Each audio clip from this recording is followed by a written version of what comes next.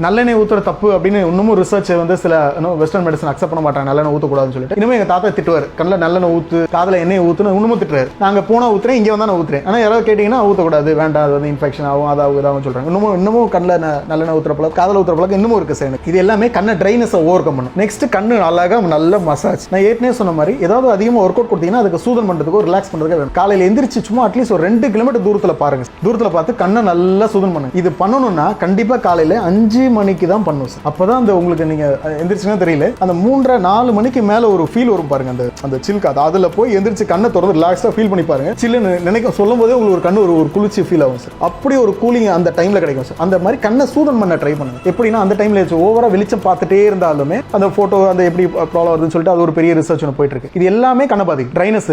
அதே மாதிரி கண்ணை சுத்தி இருக்கிற கருவலயத்துக்கு எல்லாருமே சொல்றாங்க சார், பெரிய ரிசர்ச் பண்ணாங்க சார், ஹீட் சார், கம்ப்யூட்டர் பார்க்குறாங்க சார், சரியா தூங்கல சார், ஸ்ட்ரெஸ், சாப்பிடல. தண்ணி ஒரு நாளைக்கு 4 லிட்டருக்கு மேலே, அது பாடியோட வெயிட்டை பொறுத்து ஒருத்தருக்கு மாறும். But at least 3 litre to 4 litre daily குடிக்கிறவங்களுக்கு கண்ணு ப்ராப்ளமே வராதுன்னு சொல்கிறாங்க. ஸோ இப்போ நீங்கள் சொன்னீங்க இல்லையா சார், காலையில் 5 மணிக்கு எந்திரிச்சு தான் பண்ணணும் இது அப்படின்னு. இதுக்கும் இந்த பிரம்ம முகூர்த்தம்னு சொல்கிறதுக்கும் 100% சார். அந்த டைமில் பிரெயினோட ஆக்டிவிட்டி பெர்ஃபார்ம் ஆகிற அந்த ரிப்போர்ட் எல்லா ரிசர்ச் எடுத்து பார்த்தீங்கன்னா அந்த டைமில் மைண்ட் பயங்கரமாக ஆக்டிவேட் ஆகுது சார். ஒன்றும் இல்லை, சின்னதாக சொல்கிறேன் சார். நைட்டு 10 மணிக்கு படிக்கணும், நாளைக்கு எக்ஸாம் உட்காந்து படிக்கிறவனோட மெமரியோட தன்மை எவ்வளோ இருக்குன்னா மேக்ஸிமமே 40 தான் இருக்குமா சார், 40% தான் இருக்குமா ஒரு ரிசர்ச் படி. ஆனால் இந்த காலையில் எந்திரிச்சு படிக்கிறாங்கல்ல, அந்த 3 மணிக்கு எந்திரிச்சு அந்த படிக்கிற பழக்கம் இருக்குல்ல, அவங்களுக்கு பார்த்தீங்கன்னா 80% இருக்காங்க சார். இதுவே ரிசர்ச்சில் ப்ரூவ் பண்ணியிருக்காங்க சார்.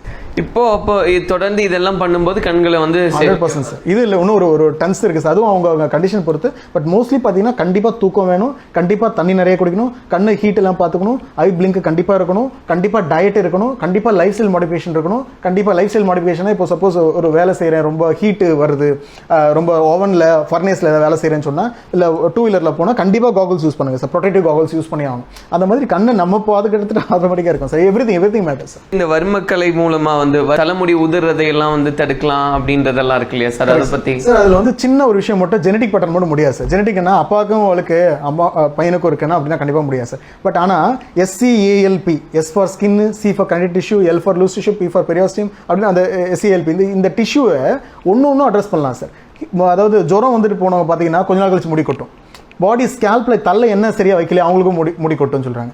பாடி வாஸ்குலாரிட்டி இல்லையா, சத்து இல்லையா, அயன் சத்து இல்லையா, முடி கொட்டுன்றாங்க. ஒரு ரிசர்ச்சில் ஒருத்தர் இருக்கார், பேர் வேணா நினைக்கிறேன், அவர் ப்ரூவ் பண்ணியிருக்காரு. என்ன ப்ரூவ் பண்ணாருன்னா, ஆமாம் அயன் டெஃபிஷியன்சினால தான் ஃபஸ்ட்டு முடி கொட்டுன்னு ப்ரூவ் பண்ணியிருக்காரு. நீங்கள் அயன் ரெஸ்டோர் பண்ணுறதுக்கு கஷ்டப்பட்டு நிறைய போயிட்டு மெடிசனு, நிறைய ஆயில் பேர்லாம் வேண்டாம்னு நினைக்கிறேன், அதெல்லாம் போய் அமேசான் காட்டில் தான் எடுத்து வேணாம் சார். Simple technique sir. வெறும் பீட்ரூட் ஜூஸை வாரத்துக்கு 3 வாட்டி வெறும் வயிற்றுல காலையில் வெறும் சக்கரை போடாமல் ஐஸ் போடாமல் வாரத்தில் 3 நாள் 2 மாதம் ரெகுலராக சாப்பிட்ருக்க சொல்லுங்கள். முடி எப்படி இருக்குன்னு பாருங்கள் சார்.